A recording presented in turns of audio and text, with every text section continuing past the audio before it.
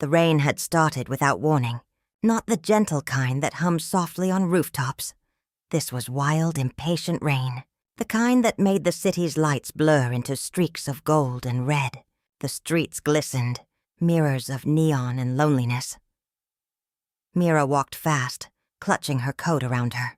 Every few seconds she brushed away wet strands of hair from her face. The cold bit at her skin, but she didn't mind. The storm matched her heart, loud, confused, and full of unsaid things. She hadn't meant to end up there that night. She had planned to just walk, to clear her thoughts, to escape the weight of words left hanging after yet another argument with her mother.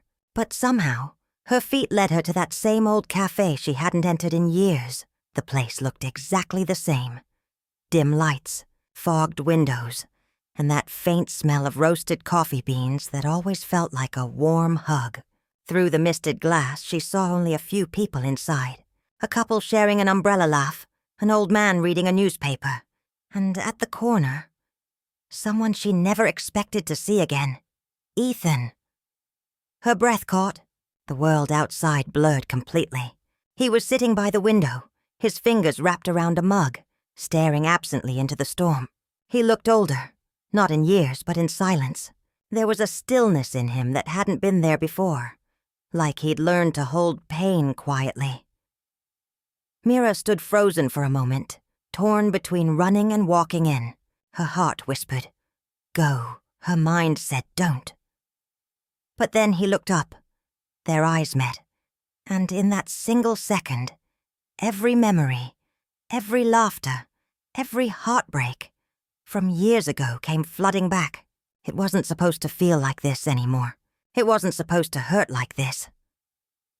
She finally walked in, the bell above the door chiming softly, a sound that once marked their beginnings. Ethan turned fully, eyes widening just slightly.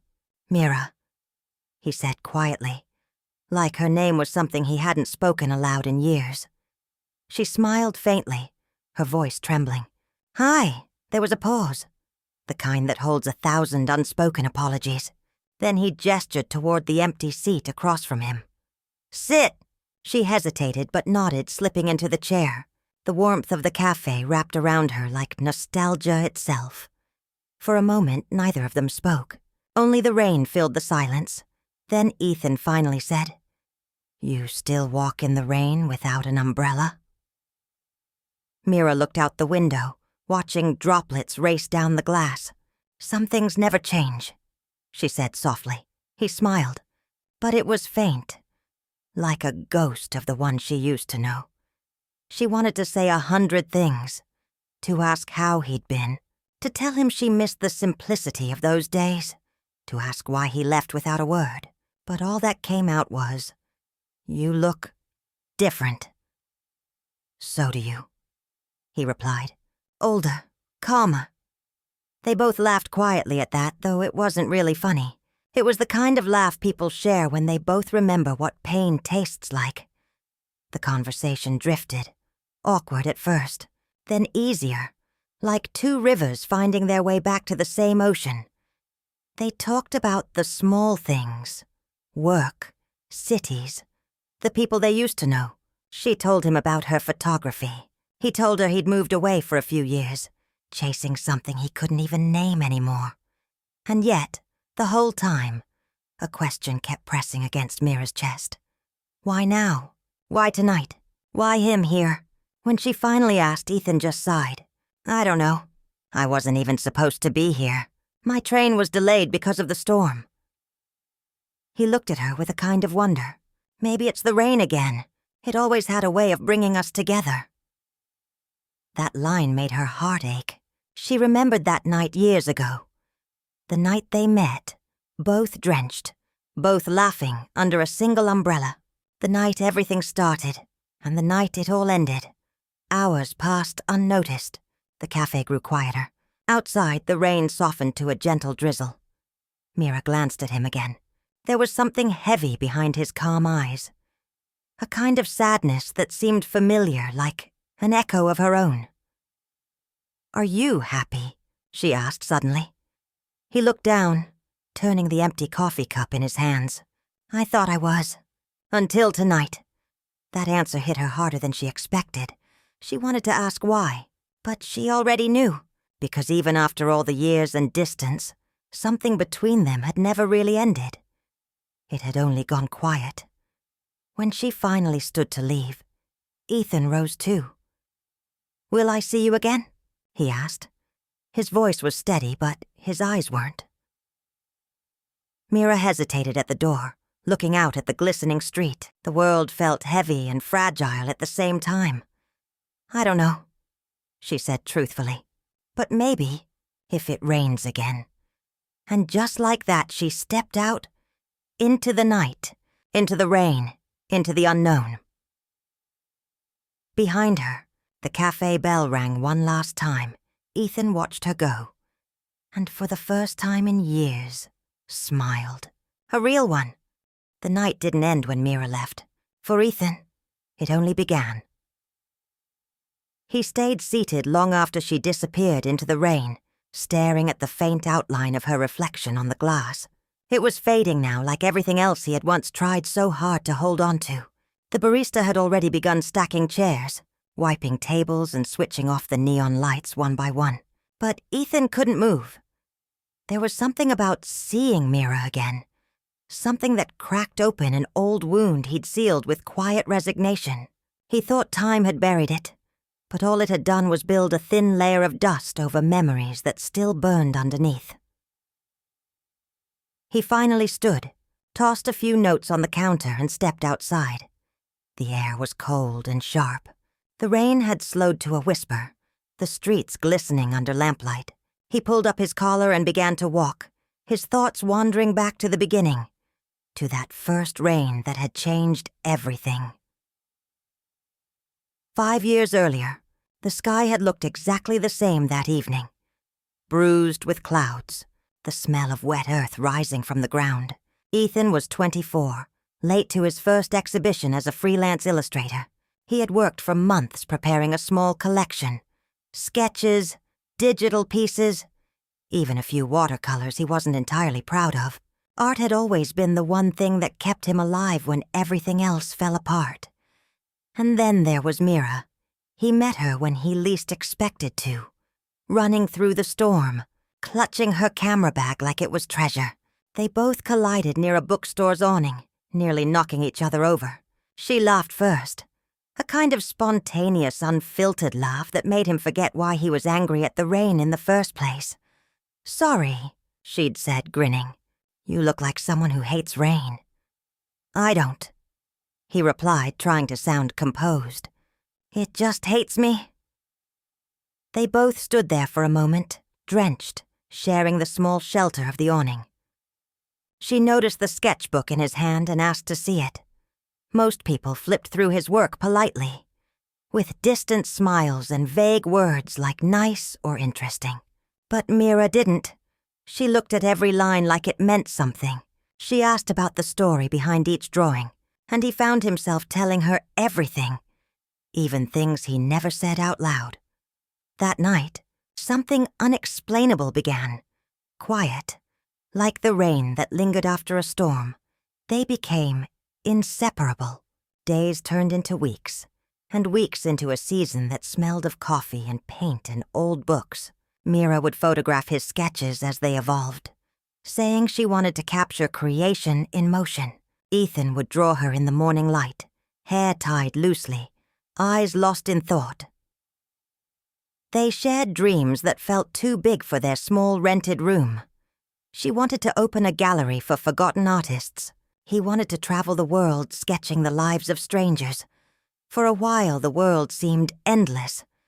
But then came the letter. A scholarship offer from a design institute abroad. It was everything Ethan had ever wanted. A chance to finally make something of himself. Mira had been the first to open the envelope, smiling with teary eyes. "You have to go," she said. But he saw the tremble in her voice. "I can't," he replied. "Not without you," she laughed. "You have to. I'll be right here when you come back." At first, he wrote every day. Long emails, midnight calls, photos of streets and skies. But life grew louder. Deadlines, competitions, exhaustion. The calls became shorter, the letters less frequent, until eventually silence became easier than trying. He told himself it was for her, that she deserved someone present, someone there. But deep down, he knew he was afraid that if he came back she wouldn't be waiting. And when he finally did return, 3 years later, she was gone. The cafe they used to visit had changed owners. Her photography page was inactive. Her number didn't work anymore. He never stopped looking, but he stopped hoping, until tonight. The rain began again. Gentle, almost careful this time. Ethan walked aimlessly through the city, his shoes soaked, his thoughts louder than the thunder. Every street corner looked like a memory waiting to replay itself. He passed the bookstore where they met. It was closed now, the sign half fallen. He stood there a long while, under the same awning where she had once laughed at him. For a moment he could almost hear it again. That unguarded laugh, the sound of everything pure and fleeting. He whispered to the empty street. I came back. And maybe the rain answered. Or maybe it was just the wind. But it felt like something in the world shifted. While Ethan wandered, Mira sat on her apartment floor, knees pulled to her chest, the sound of rain seeping in through half-open windows. She hadn't cried when she saw him. Not in front of him. But now the walls didn't have to be strong. The sight of him, older yet familiar, had broken open every defense she had built. She remembered the years of waiting, refreshing her inbox, holding her phone through sleepless nights, wondering if distance always meant forgetting. When the silence finally became unbearable, she'd stopped waiting.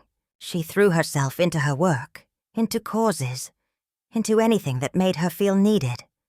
And yet, seeing him tonight, it was as if the universe wanted to test her healing. She closed her eyes. The memory of his voice lingered. Deep, soft, the same way it had sounded the night before he left. He had promised he'd return. He did. But too late. Or maybe, she thought, just in time. Ethan sat in his small apartment later that night, unable to sleep. His phone screen glowed faintly, cursor blinking in an unsent message. I should have come back sooner. I thought I was doing the right thing. But I see now, the right thing would have been staying. He stared at it for a long time before deleting it. Instead, he typed, Can we meet tomorrow? Just to talk. No past, no expectations. He hesitated, then pressed send. Seconds later, 3 dots appeared, then vanished, then appeared again. Finally, her reply came, Tomorrow. The old park, 6 p.m. When he put down the phone, Ethan exhaled slowly, painfully, like a man who'd been holding his breath for years. Outside, the rain stopped completely. The sky was still bruised with clouds, but there was a faint break, a pale silver line hinting at dawn. He looked out through the window, feeling something unfamiliar. Hope. The park hadn't changed much. Maybe a few new benches, maybe the trees were taller, but the air still held that quiet calm that only old places know, the kind that remembers everything and forgets nothing. Mira arrived first. She always did. Punctual, quiet, and lost in thought. The sun was low, half hidden behind soft clouds, painting the sky in shades of orange and violet. The evening breeze carried the smell of wet leaves and earth, the same scent she remembered from the days they spent sitting here, sketching and laughing about nothing.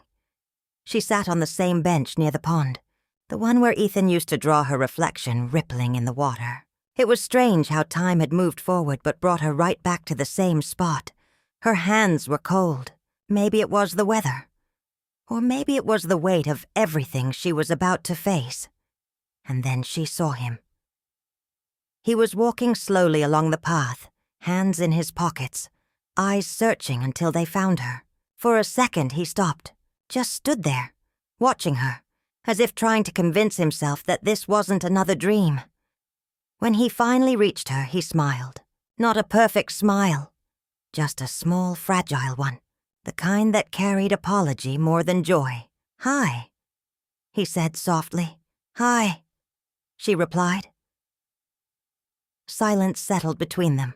Not awkward, not tense, just full. The kind of silence that carried years of what-ifs. He sat beside her, leaving a careful distance between them. For a while they both watched the ducks move slowly across the pond. Children were playing in the distance, their laughter echoing faintly. Life was moving as if nothing had changed. But for them, everything had.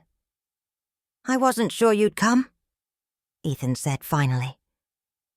"I wasn't sure either," Mira answered, her eyes still on the water. "But I guess some meetings are meant to happen, whether we're ready or not." He nodded slowly, looking down at his hands. "I wanted to say sorry, not just for leaving, but for staying away too long. I told myself it was for your good, but maybe that was just fear talking." She didn't respond immediately. The wind blew softly through her hair. "I used to hate you, you know," she said quietly. "I told myself you forgot me, that you'd moved on. It was easier to think that than to believe you cared, but still stayed away." Ethan closed his eyes. "I never stopped caring. Then why didn't you come back?" He looked up, his voice barely steady. "Because I thought you deserved someone who wouldn't leave in the first place." That answer lingered in the air, heavy, real, and painfully human. She turned to look at him for the first time since he sat down. His eyes were tired but honest, the same brown she once thought held whole constellations. She saw the guilt, but also the longing, the part of him that had never truly left. "I waited," she said, "for a long time. I told myself maybe one day you'd walk back through that door. Every time it rained, I thought of you." He smiled faintly, a sadness in his tone. "The rain brought me back."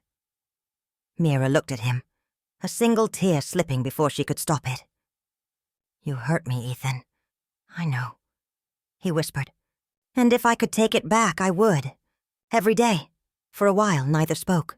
The world around them continued. Birds moving in the trees, footsteps on the path, laughter fading as evening grew quieter. Then she said, almost in a whisper, "You said you wanted to talk." "So talk," Ethan exhaled slowly. "When I left, I told myself I was chasing a dream. But somewhere along the way, I realized the dream wasn't the work. It wasn't the city. It wasn't the awards.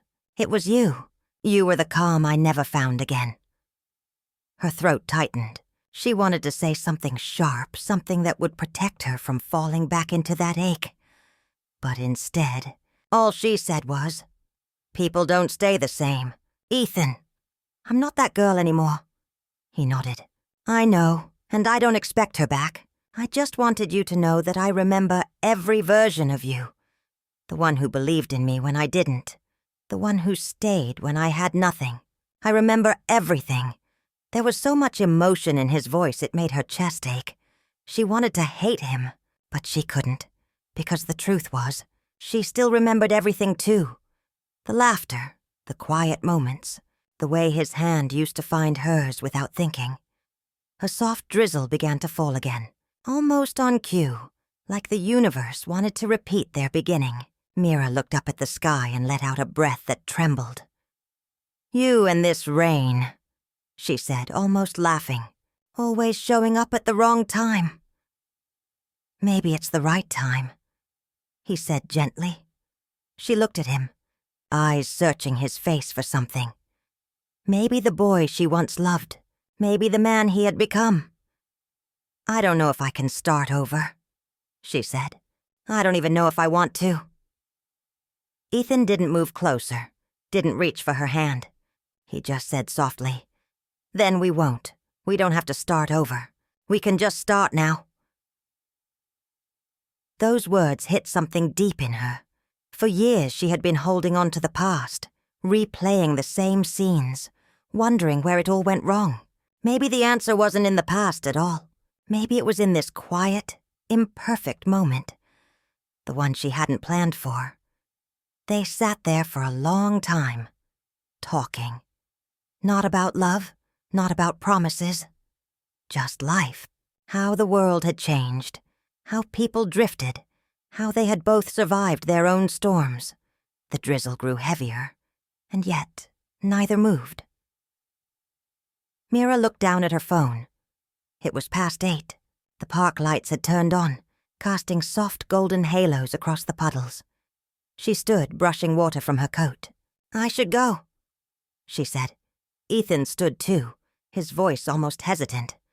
"Can I walk you home?" She thought for a moment, then nodded. "All right." They walked slowly along the path, side by side, but not touching. The rain whispered around them, small ripples forming on the ground. The city lights reflected in the puddles, painting the world in muted colors. Halfway down the street, Mira stopped. "Ethan," she said quietly. He turned. She looked at him. Really looked. And for the first time in years, her voice softened. "I don't know what this is. I don't know if I can forgive everything, or forget anything. But maybe I can start by not running away." He nodded, his eyes shining under the streetlight. "That's all I needed to hear." They stood there, the rain falling harder now, soaking through their clothes. Neither cared. The world blurred around them. Traffic, lights, noise. Everything faded until it was just the two of them again, standing in the same storm that began their story. And maybe, just maybe, this time it wouldn't end the same way. When they finally reached her door, they didn't say goodbye. Not really. Just a quiet look. One that said, "We'll see." Ethan turned to leave, his footsteps splashing through puddles. Mira watched until he disappeared into the mist. Inside, she leaned against the door and smiled for the first time in a long time. It wasn't a smile of certainty, but of peace.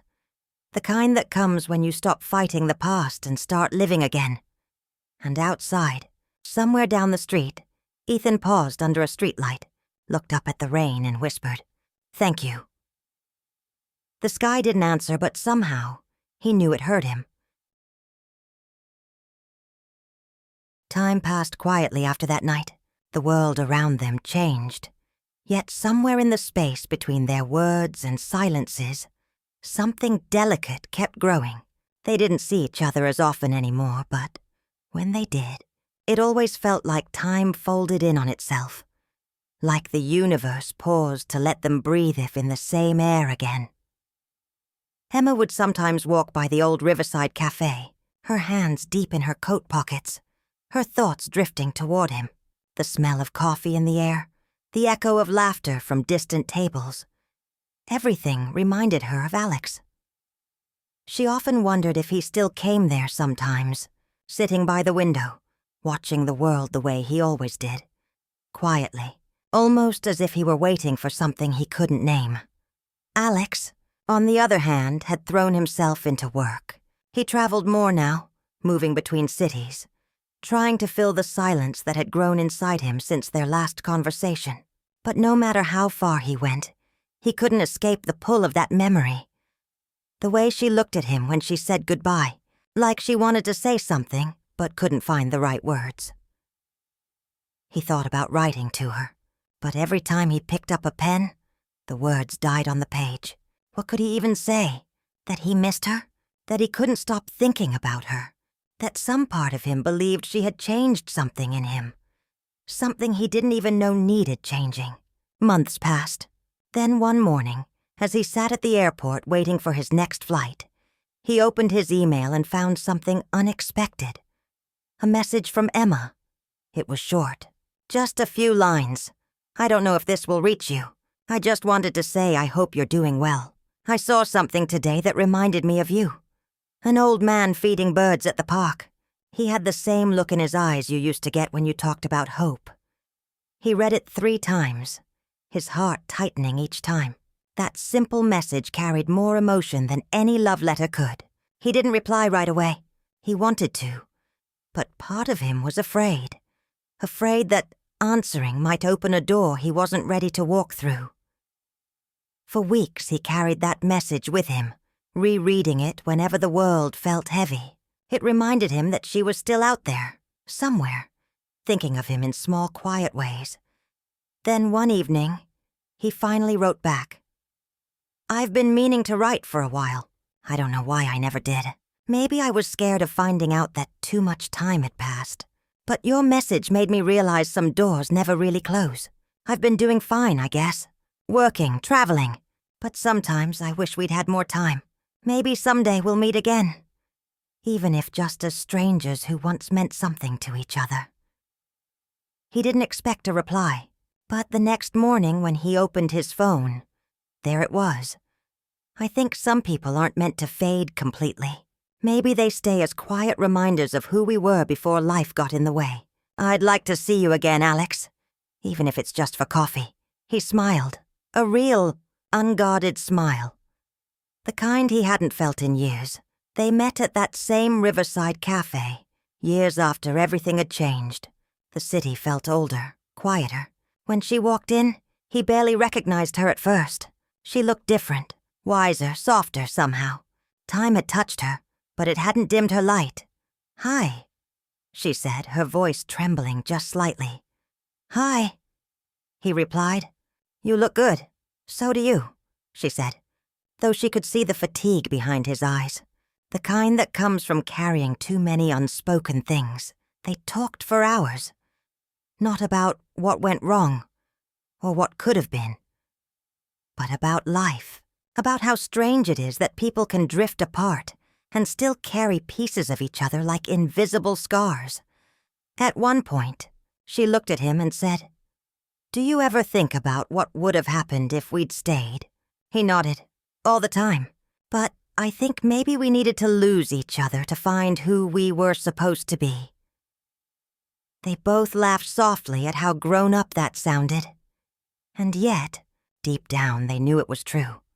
After that day, they began meeting more often, not out of habit, but out of quiet understanding. There was no rush, no need for promises.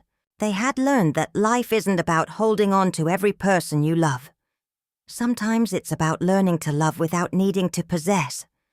But then, one evening, everything changed again. Emma received a call that Alex had been in an accident while traveling for work. It wasn't fatal, but serious enough to leave him in recovery for weeks. She rushed to the hospital, and when she saw him lying there, pale, bruised, hooked to machines, something inside her cracked open. For days, she stayed by his side, reading to him, holding his hand even when he couldn't respond. Nurses came and went, but she barely noticed them. Her world had narrowed to the sound of his heartbeat on the monitor. When he finally woke up, his first words were quiet, but steady. "You came." "Of course I did," she whispered. "You didn't think I'd let you go through this alone, did you?" He smiled faintly. "You always were stubborn." She laughed through her tears. "And you always underestimated how much I cared." During his recovery, they grew even closer, not in the way they once had, but in a deeper, truer sense. They talked about the years they'd lost, the choices they'd made, the dreams they'd let go of. He told her about the loneliness of hotel rooms and the noise of airports, how he sometimes imagined she was sitting beside him, looking out the window, saying something about the clouds. She told him about her failed marriage, the loneliness of quiet evenings, the ache of realizing that love doesn't always last, but that some connections never really die. As the weeks passed, something gentle bloomed between them again. Not the fiery love of youth, but the calm, enduring warmth of two souls who had finally stopped running from themselves. When Alex was discharged, he asked her to walk with him by the river. The sun was setting, the water shimmering gold. "I don't know what happens next," he said, looking at her. "But I know I don't want to waste any more time pretending I don't care." She looked at him, her eyes soft. "You don't have to pretend anymore." They stood there saying nothing, just watching the river flow, like life itself, endless and unpredictable. And in that silence, everything that had been unsaid finally found peace. Years later, people would see them together. Two older souls sitting by the cafe window, sipping coffee, smiling at nothing in particular. And if anyone asked who they were, they'd just say, "Old friends." But they knew better. They were the echoes of a story that never really ended. A love that had changed shape, matured, softened, and endured. And though they never called it by name, it was love, the kind that asks for nothing, but gives everything in return. The years that followed flowed quietly, like a soft river winding through the edges of time. Emma and Alex had settled into a rhythm that felt both fragile and eternal. They no longer needed grand declarations or endless conversations. Sometimes they would sit together for hours without saying a word, just watching the world move. People crossing the street, leaves falling from old trees, clouds changing shape above them. They had both grown older. Alex's hair had turned silver, and Emma had faint lines around her eyes, the kind that come from years of laughter and tears. Yet, when they looked at each other, it wasn't age they saw. It was familiarity. It was the feeling of home. Every Sunday morning they met at the same riverside cafe where their story had begun. The owner, an old man who had seen them for years, always greeted them with a smile and their usual order. 2 coffees, 1 black, 1 with a little milk, he would say before they even sat down. Sometimes they reminisced about the past. Not the pain, not the missed chances, but the quiet moments that had defined them. The walks, the letters, the day he opened his eyes in that hospital room. One afternoon, Emma said softly, "You know, sometimes I think we lived several lifetimes inside one friendship." Alex smiled, his eyes on the river. Maybe that's what soulmates really are. Not people who meet and stay, but people who find each other again and again, in every version of time. She looked at him for a long moment. "Do you really believe that?" "I do now," he said, "because somehow we always found our way back." He reached across the table, his hand finding hers. Their fingers intertwined, trembling slightly. Not from hesitation, but from the simple truth that they had survived everything. Time, distance, silence. But time, as gentle as it can be, also takes quietly. Alex's health began to fade over the next few years. At first, it was nothing major. Fatigue, small things he brushed off with jokes. But then came the hospital visits, the tests, the long nights where Emma sat by his bed, reading aloud from his favorite books. He never complained. He would smile and say, "I've had a good run." She would squeeze his hand. "Don't say it like that." He would chuckle weakly. "You always hated endings." "I don't hate them," she said once, her voice breaking.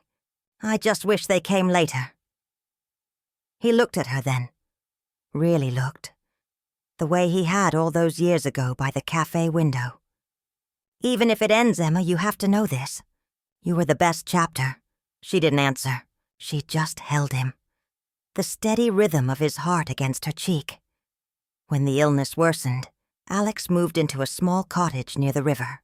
He said he wanted to spend his days surrounded by the sound of water, the same sound that had followed them all their lives. Emma visited every day. She brought food, read him letters, showed him old photographs. One morning, as the light filtered softly through the curtains, Alex handed her an envelope. "Not now," he said. "When it's time." She nodded, tucking it away in her coat pocket, though she prayed she'd never have to open it. Weeks later, he was gone. The cafe felt empty without him. The river, too. For a while, Emma couldn't bring herself to visit. The world seemed quieter, almost as if it had lost its heartbeat. She moved through her days like a ghost, living but not really alive. Then one cold morning, as she cleaned out a drawer, she found the envelope again. Her hands trembled as she opened it. Inside was a letter, written in Alex's unmistakable handwriting, the same slow, deliberate strokes she had come to love. It read, if you're reading this, it means I couldn't find the words to say goodbye. But maybe that's because we were never meant to end with goodbye. You were my compass in a world that often made no sense. When everything felt too loud, your silence made it bearable. When I was lost, your presence reminded me that home wasn't a place. It was a person. Don't grieve for me too long. Go to the cafe. Sit by the river. Watch the world move. I'll be there. In the sound of the water, in the warmth of the sun, in the first sip of coffee that makes you smile. And Emma, if there's another life waiting after this one, meet me there. We'll sit by another river, start again, and pretend time never took us apart.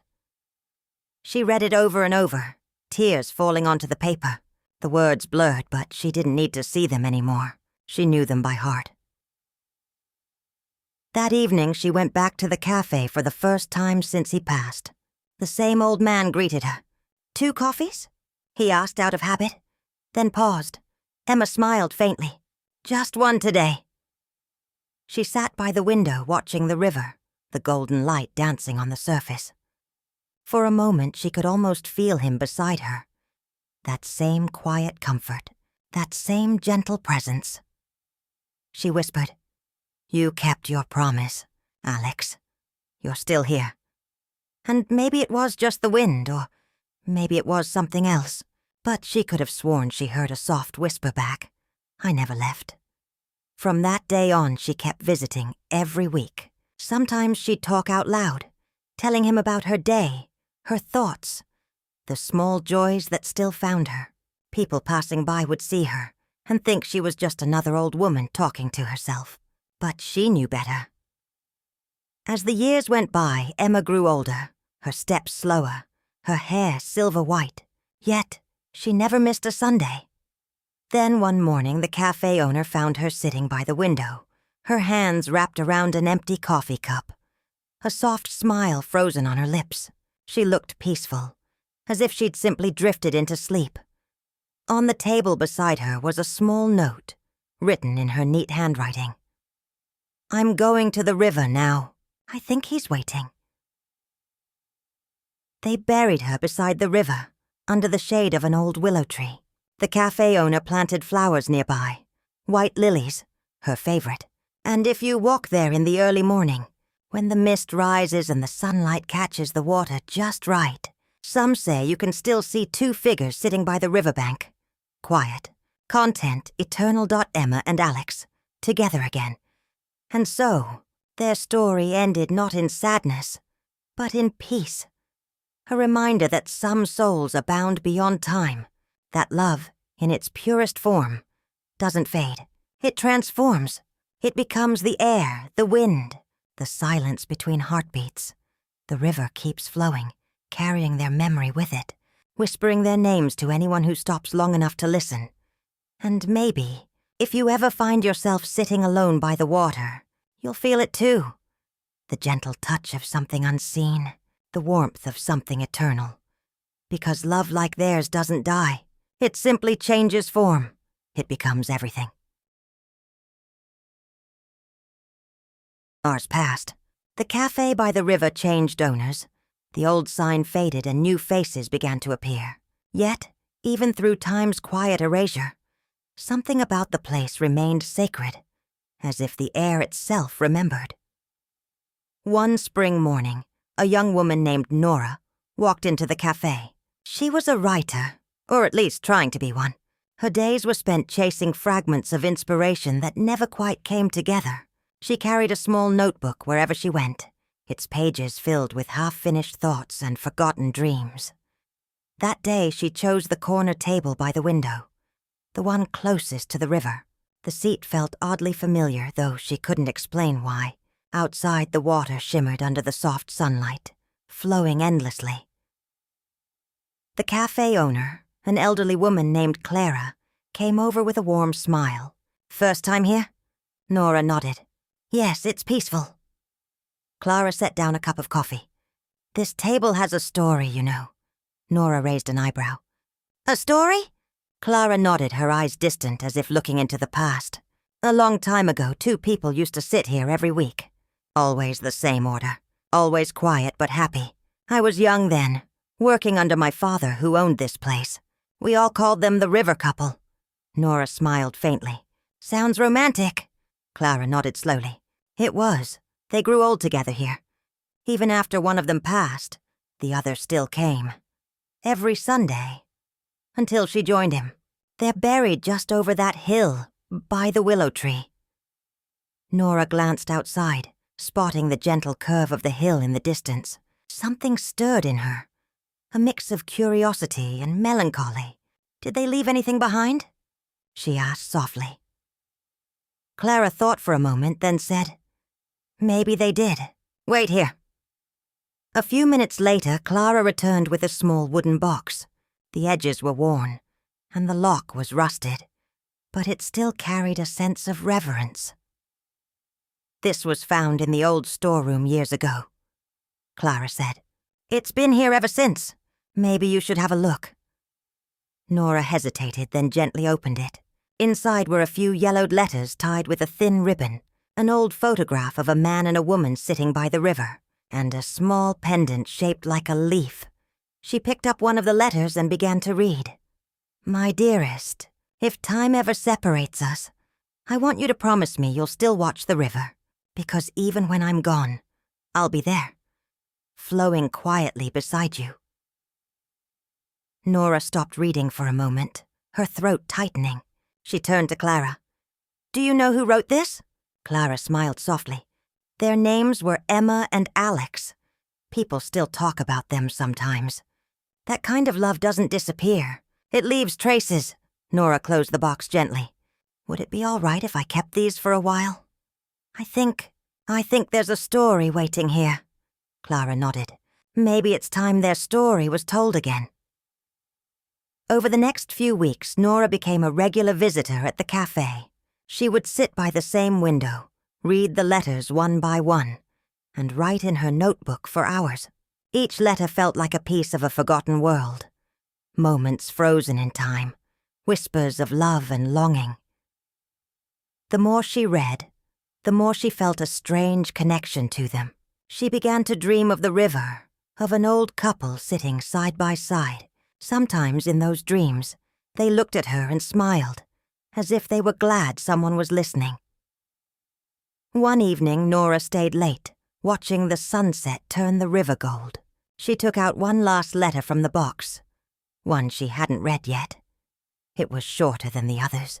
The ink faded. "My love, if anyone finds these words someday, tell them this. We didn't have forever, but we had enough. And sometimes, enough is everything." The simplicity of those words broke something open inside her. She closed her notebook and whispered, "You did have forever, in your own way." That night she couldn't sleep. The letters haunted her, not with sadness, but with a strange, quiet beauty. It felt as though Emma and Alex were still speaking, not just to each other, but to anyone willing to listen. She began writing their story. Every morning she came to the cafe, ordered coffee, and lost herself in the words. The tale grew, page after page, until it wasn't just their love story anymore. It became a reflection of everyone who had ever loved, deeply, lost painfully, and still found the courage to love again. Months later, when her book was finished, Nora returned to the cafe one last time. She placed the old letters back in the wooden box and handed it to Clara. "They belong here," she said. "By the river," Clara smiled. "What will you do now?" "I think I'll visit the hill," Nora replied. The hill was quiet, covered in wildflowers. 2 simple headstones stood beneath the willow tree, their names carved side by side. She knelt and placed her book between them. "I hope you don't mind," she whispered. "But I told your story. The world will remember now." A soft breeze rustled the branches above, and for a moment she thought she heard laughter, faint, warm, like the echo of a memory. As she turned to leave, a ray of sunlight broke through the clouds, lighting up the river below. She paused, smiled, and said quietly, "Thank you." Years later, Nora's book became known far and wide. The river remembers. Readers wrote letters saying it made them believe in love again. Some said they visited the cafe by the river just to sit by that window, to feel the peace that lingered there. And though Nora moved on with her life, she often returned in the spring. She'd sit quietly, sip her coffee, and look out at the flowing water. Sometimes, when the wind was just right, she swore she could hear two voices whispering, gentle, content, and eternal. They said love doesn't end. It begins again, every time someone remembers. The night was quiet again, the kind of silence that feels heavy, as if the world itself had paused to listen. The streetlights hummed faintly, casting pale golden halos over the rain-soaked road. She stood near the window, her breath fogging the glass as she traced invisible shapes with her finger. A habit she'd picked up as a child whenever her thoughts grew too loud to bear. She didn't know why she came back to this place. Maybe she wanted closure. Maybe she wanted to prove to herself that the ghosts of her past could no longer haunt her. Or maybe deep down, she still wanted to be found. Not by someone new, but by the same person she had once walked away from. Outside, the faint sound of a train whistle echoed across the distance. It stirred something in her. A memory, a voice, a touch she thought she'd forgotten.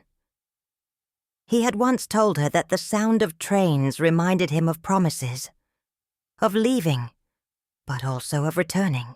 Back then, they used to sit together by the old station, sharing stories about futures they didn't yet believe in. She had laughed, saying trains were more like goodbyes than promises. He'd disagreed, saying, "Goodbyes are just temporary pauses if you love deeply enough." Now, years later, she wondered if he still believed that. The door behind her creaked softly. She didn't turn around at first. She thought it was just the wind, but then she heard footsteps. Slow, careful, familiar. When she turned, the world seemed to slow down. He was standing there, older, quieter, carrying the kind of weariness that time carves into a person who has seen too much and spoken too little. His eyes, though, were the same. Still deep, still searching, still carrying a softness that felt both foreign and familiar. Neither of them spoke for a long time. The silence between them wasn't awkward. It was alive. It held everything they'd once said, and everything they never did. Finally, he broke it. "I didn't think you'd come." Her lips parted, but no words came out. The lump in her throat was too heavy to speak past. When she finally did, it came out like a whisper. "I almost didn't." He took a few steps closer. The air between them trembled, fragile, sacred. "You look different." "So do you," she said, her voice trembling just slightly. "But your eyes haven't changed." He smiled faintly. "Neither has the way you stare when you're holding back tears." She looked away, exhaling sharply. Don't what? Don't remind me of things I've tried to forget." He nodded slowly. "Then why are you here?" Her silence was her answer. Outside, the rain began again, soft at first, then heavier, until it became the only sound in the world. They both turned toward the window. The reflection of the streetlights shimmered across the glass, and for a moment they saw themselves, younger, laughing, untouched by time. She spoke finally, almost to herself. "Do you ever think about what we could have been? If we hadn't broken everything?" He sighed. "Every day." That answer cut through her defenses more than any apology could have. She turned to face him fully now, her eyes glistening under the dim light. "Then why didn't you say something? All those years, all that silence." He looked down. Because sometimes silence feels safer than hope. The words hit her like a confession. She took a small step forward, the kind that feels like walking across a lifetime. But hope is all we ever had. He looked up then, and for the first time in years their eyes met. Really met. There was no anger there, no blame, only exhaustion, regret, and something still alive underneath it all. He whispered, "I missed you." She closed her eyes. a single tear slipping free. "Don't say that unless you mean it." "I mean it." The room seemed to exhale with them. The walls that had once witnessed their fights now stood quietly, almost mercifully, as if they understood that love, real love, never truly dies. It just hides until the right silence wakes it up again. He reached out, his hand trembling slightly. For a second she hesitated. Then she let him. His fingers brushed against hers, and it was like touching sunlight after years of winter. Warm, painful, real. He said quietly, "I thought I'd forgotten how this felt." And I never did. They stood there for what felt like forever. No music, no words. Just the sound of rain and the soft hum of their own breathing. It wasn't perfect. It wasn't easy, but it was honest. And maybe that was enough. She finally spoke, her voice breaking gently through the silence. "Do you think we can start again?" He smiled, not with certainty, but with the fragile courage of someone who wants to believe. "Maybe not where we left off, but maybe somewhere better." A small laugh escaped her, soft and shaky. "You always were the hopeful one.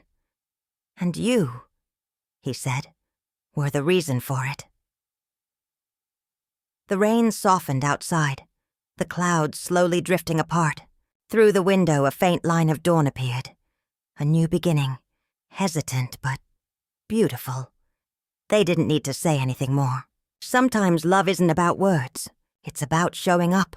After the storms, after the years, after all the could-have-beens. And as the morning light began to spill across the room, washing everything in quiet gold, they stood side by side. Not as two broken people trying to fix the past, but as two souls brave enough to start again.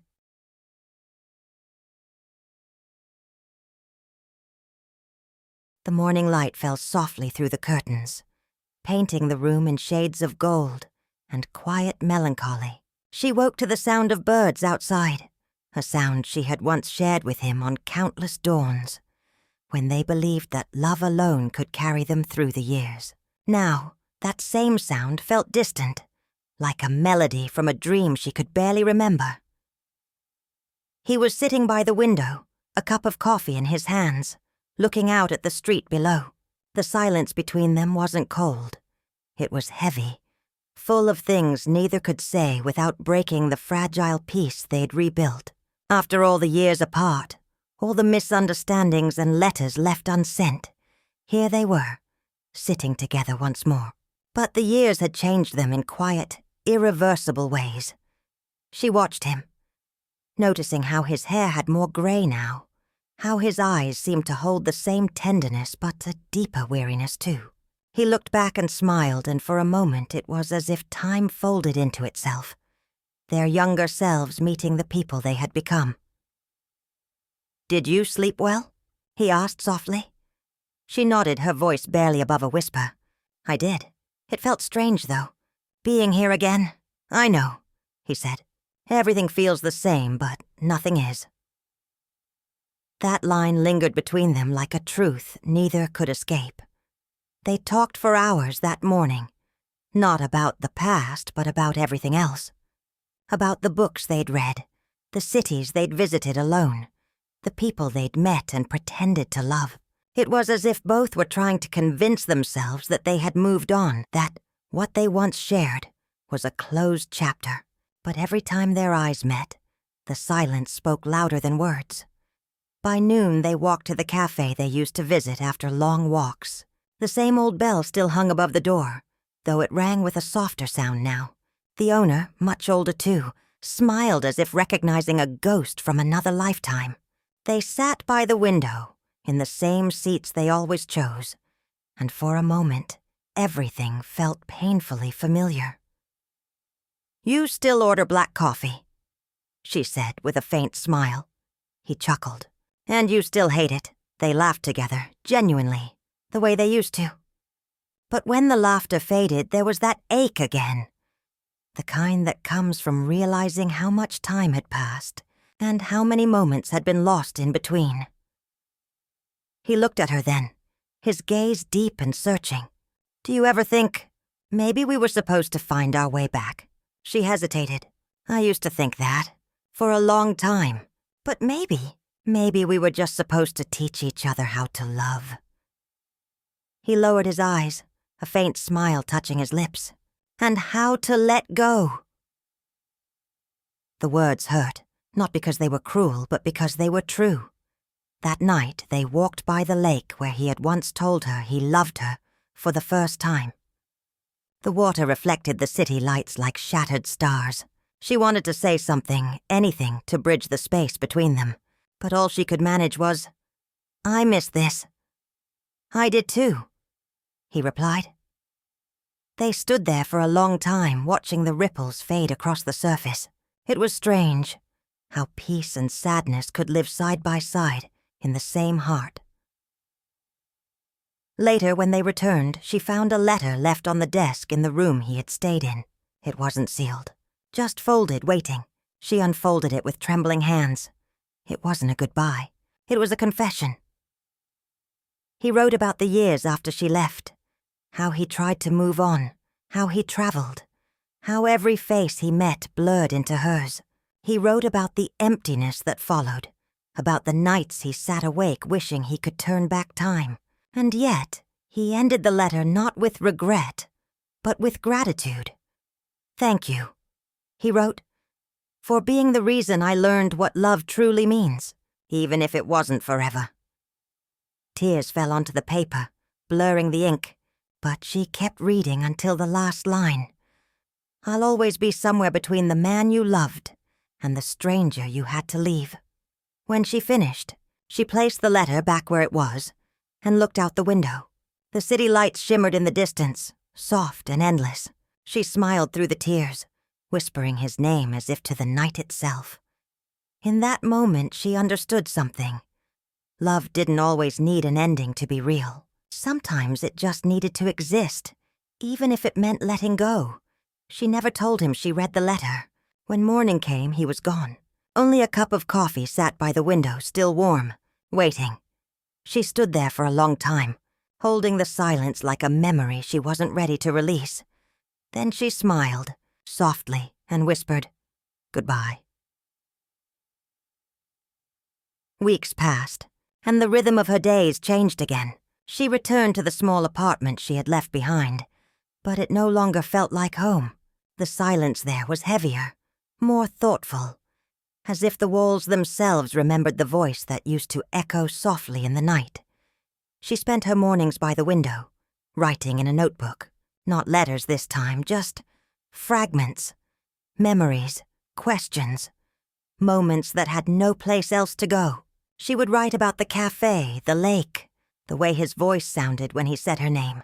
She would write about the stillness of that morning when he left, the warmth of the untouched coffee, and the way goodbye didn't sound like an ending, but a quiet beginning of something unnamed. The city moved around her, restless and alive, while she moved through it like a ghost, trying to remember what it meant to belong.